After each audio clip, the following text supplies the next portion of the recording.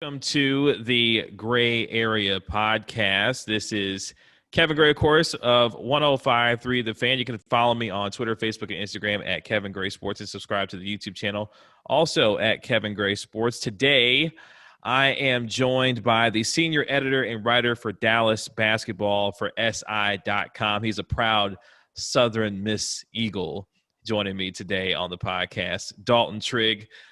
How you doing today, man? Appreciate you joining us today.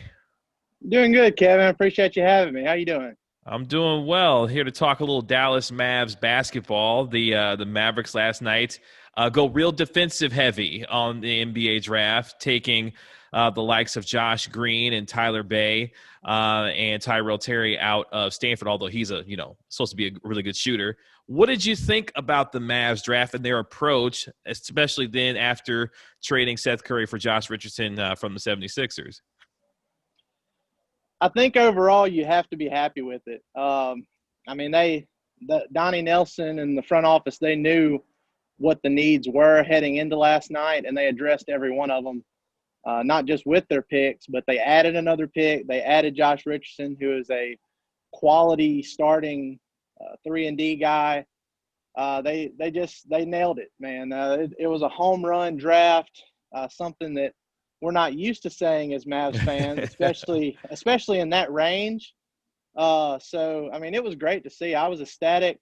Our podcast we do over there, Mavs Step Back Podcast, my co-host Matt Glatson, who also is there at 105.3 The Fan, we were pretty excited last night. We were up late, had to get up early this morning too. So it's been a long 24 hours, but we're still going strong.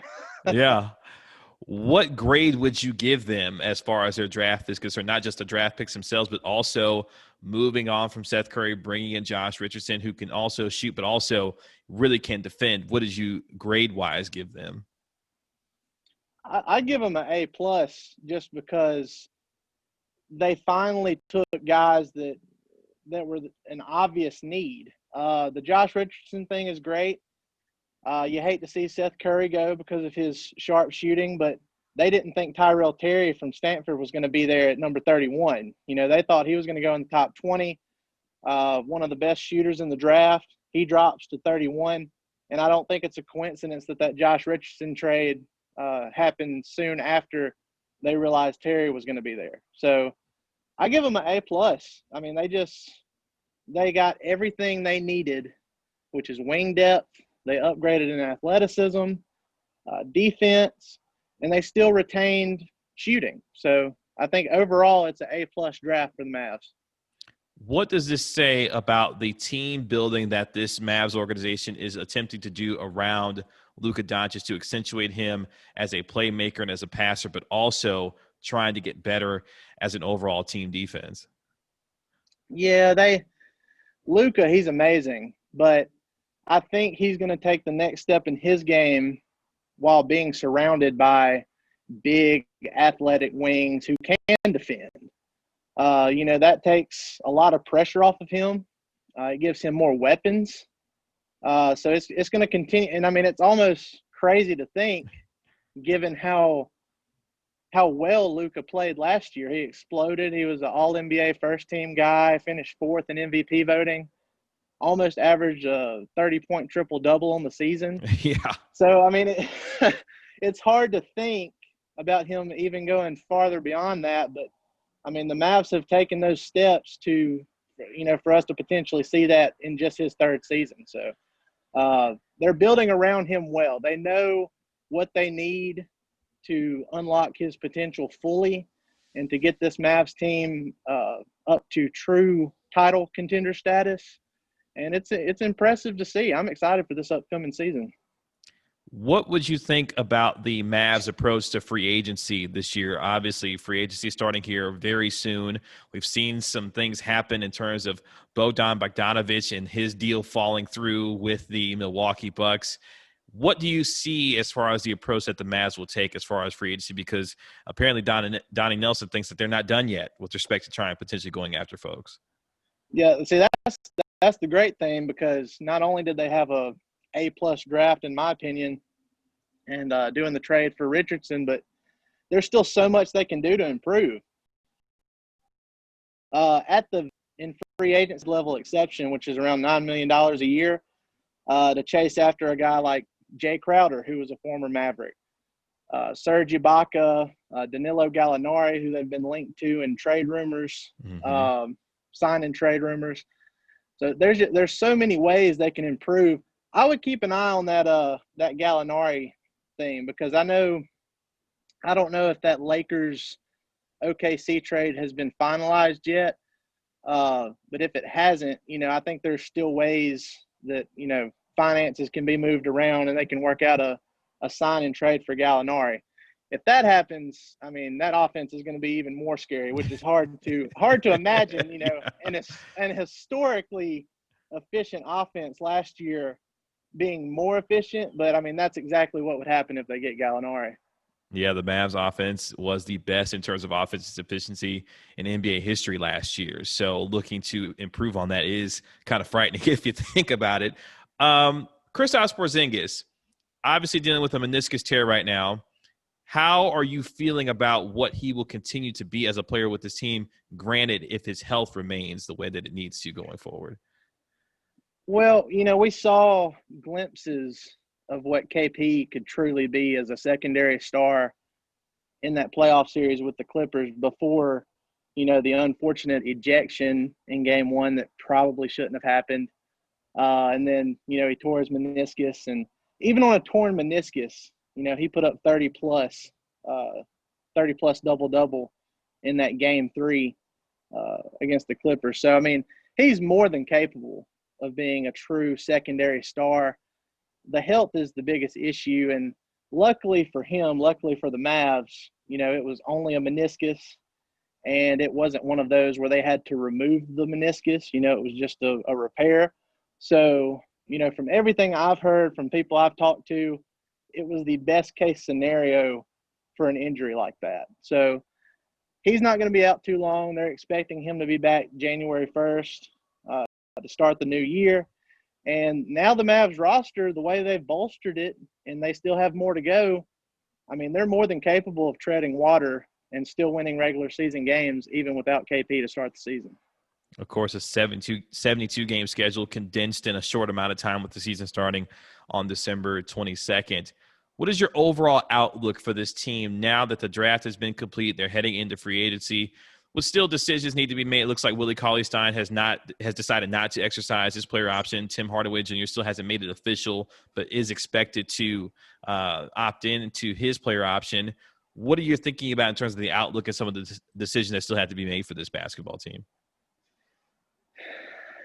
Well, like I said, most of the needs have been addressed right now. You can't have enough shooting. You can't have enough, 3-and-D guys in today's NBA, especially at the wing position. So that's what I'm looking for. I really like like I said, Gallinari, he makes more sense now because they have added more defenders. Mm-hmm. That was one of the concerns before last night. Is like, okay, well, if you add Gallinari, he's not a very good defender. So, I mean, what are you really doing there? But now you add him, and that completely changes the dynamic. But, they could go with a guy like I said, Jay Crowder, who's played with the Mavs before. He lit it up with the Miami Heat in the playoffs this past season. He's a much different, much more established player than, his last Dallas stint.